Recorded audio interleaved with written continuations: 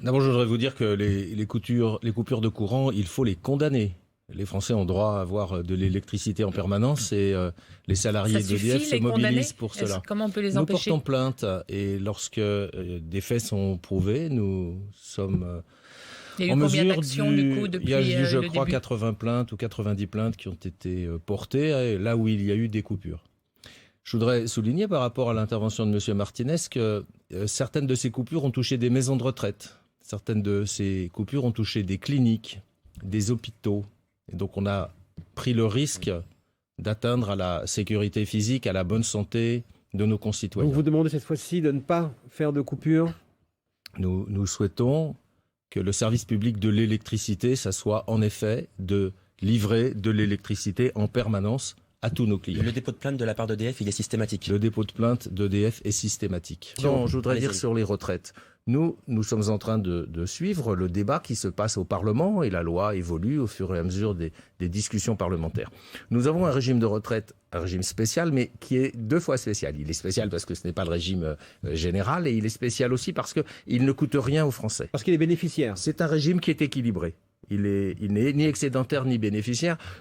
L'entreprise paye chaque année la différence entre le régime général et le régime spécial. Et donc le régime est équilibré. Et nous voulons, ce sont les discussions que nous avons engagées avec les représentants des salariés, avec l'État, nous voulons prolonger ce système. Alors c'est compliqué, il y a des périodes de transition. Comme chacun le sait, il ne se passera rien pour les salariés qui prennent leur retraite jusqu'en 2037. À partir de là, des périodes de transition qui sont longues, c'est technique. Et voilà. Et donc nous sommes aujourd'hui en pleine concertation avec les organisations syndicales sur ce sujet. C'est une décision qui a été prise par notre République. Oui, l'État. C'est une décision démocratique. Et bien évidemment, EDF applique les décisions qui sont prises par l'État, en l'occurrence le gouvernement, le Parlement, la fermeture de Fessenheim. Nous la gérons du mieux possible. Nous avons un plan de reclassement des salariés, un plan de soutien à ceux qui ne sont pas salariés mais qui travaillent tous les jours à l'intérieur de la centrale, parce qu'ils ne sont pas chez EDF mais chez des prestataires. Nous participons à la société de reconversion qui est organisée autour du préfet du Haut-Rhin et nous essayons de faire en sorte que ce qui est pour nous une situation un peu douloureuse, de fermer une usine qui fonctionne bien, qui est même a eu parmi ses meilleurs résultats en 2019, sur les 40 ans de sa durée de vie. Cette situation douloureuse, nous essayons de la gérer au mieux, en essayant d'avoir, je dirais, beaucoup de compassion et d'émotion pour ceux qui vont, du jour au lendemain, voir leur outil de travail s'arrêter. Alors, nous sommes très singuliers parmi les grands pays d'Europe et même parmi les grands pays du monde, c'est que grâce à notre parc nucléaire et à notre parc hydraulique, nous n'émettons presque pas de gaz à effet de serre pour produire de l'électricité en France.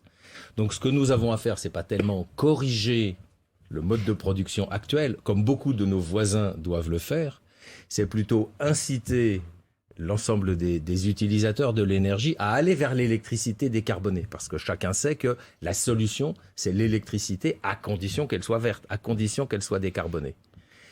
Dans le monde, la production d'électricité dans les 20 ans qui viennent va être multipliée par 4, sous un double phénomène d'électrification générale et aussi de substitution de l'électricité à des énergies fossiles. Exemple, la voiture électrique. Alors comment vous allez faire pour pouvoir permettre justement aux Français qui veulent s'équiper de plus en plus en voiture électrique, cette mobilité, comment vous allez pouvoir l'encourager? Êtes-vous capable de l'encourager? Alors nous avons des plans, des planifications que nous traitons avec les collectivités territoriales pour mettre des bornes de recharge et les alimenter partout où il y a une demande.